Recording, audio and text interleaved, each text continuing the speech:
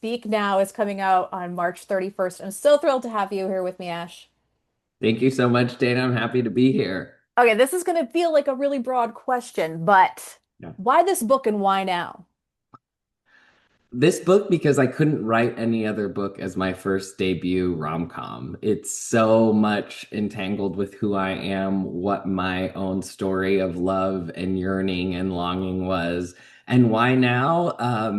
It takes a few years. It was a couple of years ago that we started this process, but I'm happy that it's coming out now because I do feel this shift in energy happening right now where I think, especially a lot of marginalized communities, we're just ready to like get our voices back out there and have the narrative be what we want it to be. And so I'm so happy that I get to put out a little piece of joy for the queer community right now and for like the younger version of myself. You're wearing a great shirt. It says, and if everyone can see it, says everyone reads romance novels, which They do. romance has come such a far way, especially Yeah. I wouldn't even say in the last 10 years. Yeah. Oh Like yeah. I wrote my first romance in 2019, and even Mhm. then there was still this little bit of stigma about romance novels, but now queer romance has just exploded. Yeah. And it's so great to see mainstream publishers picking up on queer romance now.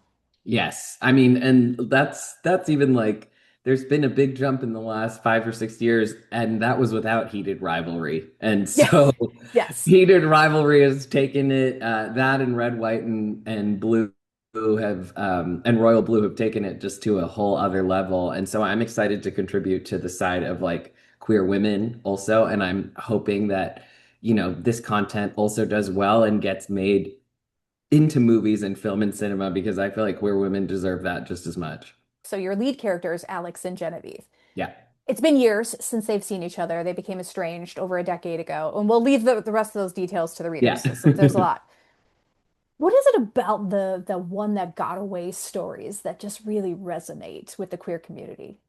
I think it's a rite of passage for the queer community. Of course, I think everybody has a one that got away, whether you're queer or not, but particularly in the queer community, and particularly I think in the female queer community, you have even more of these relationships that, because of the nature of female friendship, are so confusing and nuanced and layered. And I think everybody has had Hmm. that friendship, and every queer woman has had that friendship of like, what is this? Is it Right? something more? It feels like we're dating, and yet, whether sexuality be the thing in the way or just not wanting to ruin the friendship, um, I think everyone can relate to that. So for me, it's just like a queer rite of passage. And personally, it's also just my life story. I went to an all-girls Catholic high school. Like Yep. it was rampant. They're Yes. very confusing. Are we friends? What's going on? I'm so confused. Yeah. I think I Yeah, may have been dating like 10 people. I don't know. I'm not sure at the time. that needs to be your next Trust me, romance I've been novel. working on it. Yeah.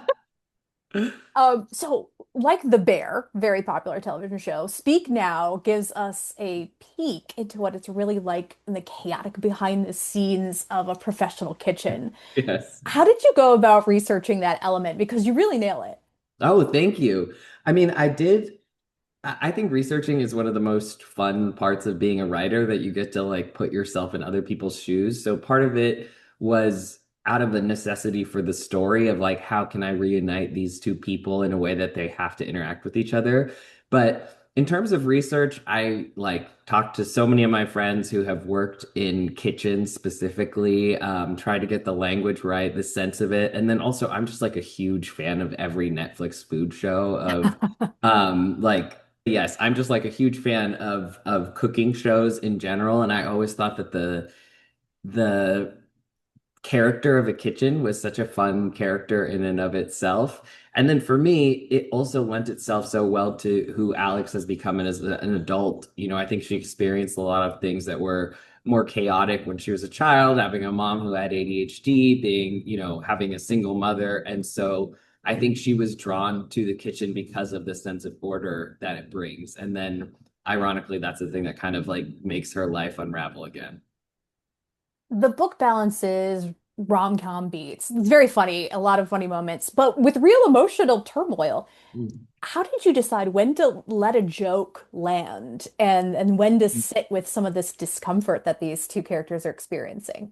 Well, first of all, thank you for that compliment. That's exactly what I was trying to do. I think this project was so fun to write because I got to just put myself into it. And because of the convention of having Alex's voiceover be voice memos that she's recording in the book, getting to write her inner dialogue was just getting to get my own voice out on paper. And I tend to think of things as jokes often, whether or not I realize it or not. Honestly, jokes is how I deal with my own anxiety. And so it very much transferred to Alex that even though there's these intense moments of discomfort, they lend itself naturally to comedy. And that's what I've always found about, you know, relationships that I've had is that what I love about rom-coms and what I love about having crushes in general is that it's filled with this spark of not knowing what's going to happen. And a lot of that is like the perfect breeding ground for comedy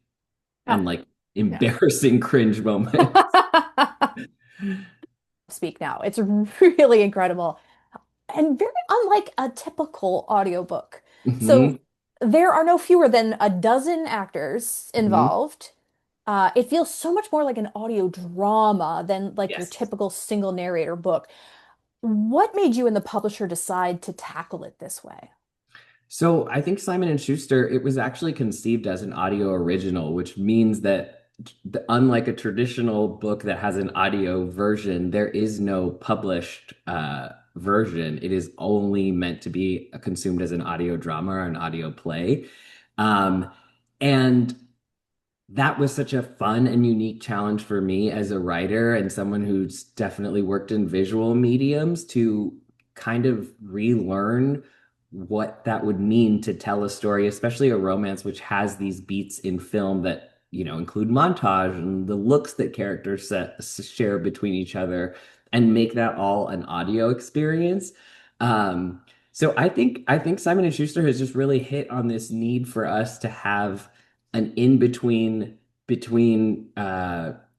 podcasts and audiobooks where it's a more immersive experience where it feels like you're watching a play or a movie or getting immersed in this thing, but you can still do your laundry and fold your laundry while you do it, or cook, or do one of those things where you're not like splitting your attention between the TV and being where you are. And I have such a need for that in my personal life with being in LA and having long commutes. I've been wanting that. So when I was approached to do it, I was like, oh, this is such a fun opportunity. And also there is a possibility, and people have already been asking, like, can we get a published version of this? And what I love about that is that one story can be told in so many different ways depending on the medium. So I would love to do a published version. I'd love to do a movie of it. Like the more I can get of these characters, the better. So you have two incredible actors playing your leads. Elward Gen Q actor Arienne Mandi and Saved and Hunger Games star Jena Malone.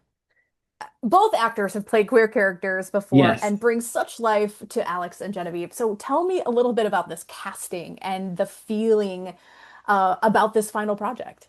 The casting is like the most incredible part, even to me as the author. Like the fact that Jenna and Ariane wanted to do this and wanted to give their time and give life to these characters means so much to me. And they are truly, truly spectacular actresses who I feel like brought something to this that I didn't even imagine was possible.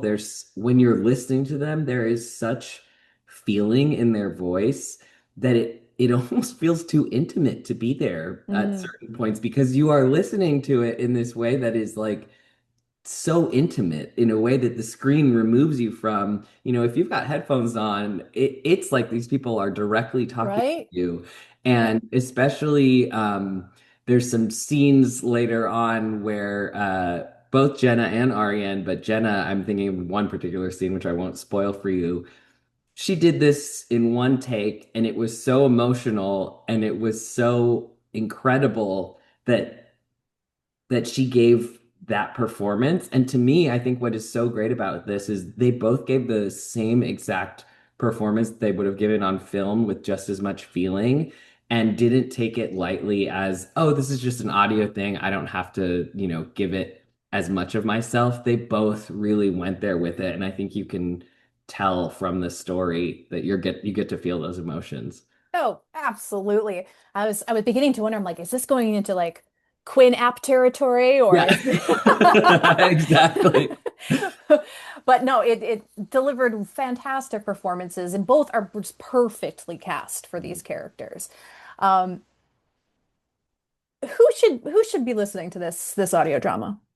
Oh man. I hope everybody can listen to this and find a piece of themselves in it, but I wrote it specifically for all the queer women who have had this experience of having a confusing friendship or not getting to, say the things to the one that got away that you wanted to say. I think it's in some ways wish fulfillment and also my gift to myself and hopefully to the audience that you can experience some of this happiness and heal a part of yourself that a lot of queer people don't get the chance to do.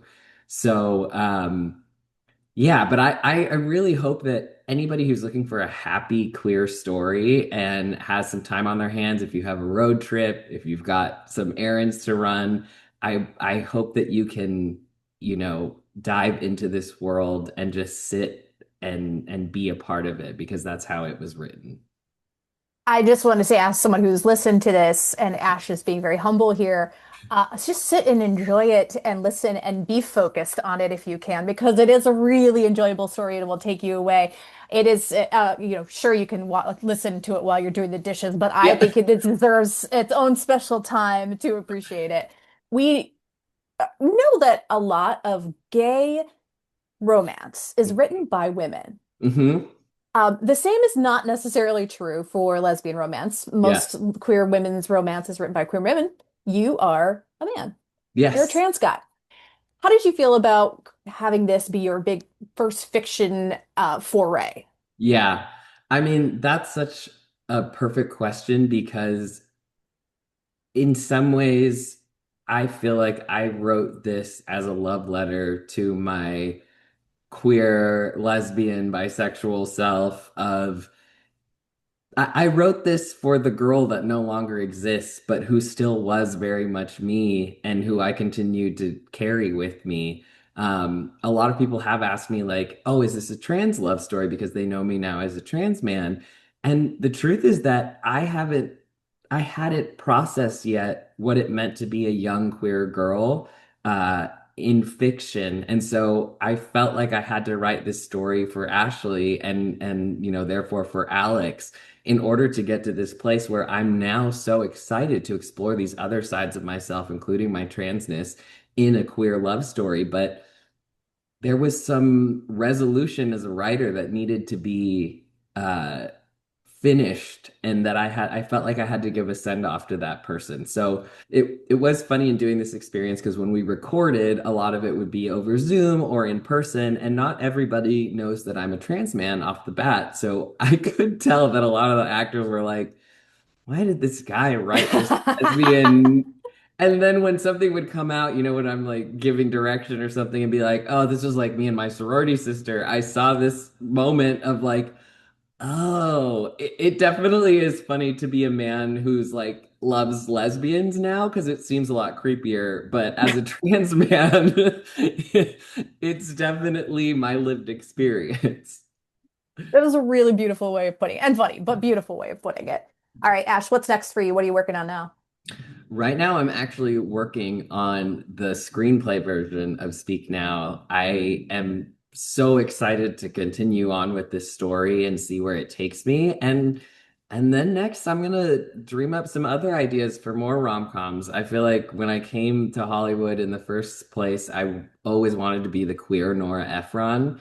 And with this, I feel like I'm taking my first real step towards becoming that and to give rom-coms the place that I believe that they deserve to be held and the esteem that they deserve to be held. Where will listeners be able to pick up Speak Now? You can find Speak Now anywhere you get your audiobooks. So there's copies on Libro FM. There you can listen to it on Audible, on Spotify. Uh, Take it with you, keep it in your pocket, and like Dana said, take some time to sit and enjoy it. Honestly, I think the perfect user case for this is if you happen to have a road trip coming up. It's a 5 hour audiobook, Perfect. and Yes. there is a road trip element in this book. Save it for your road trip, listen to it, and get carried away by the feels. All right. You heard Ash pick it up on March 31st. You can pre-order it as well. Thank you so much for chatting with me about this. Yes, thank you.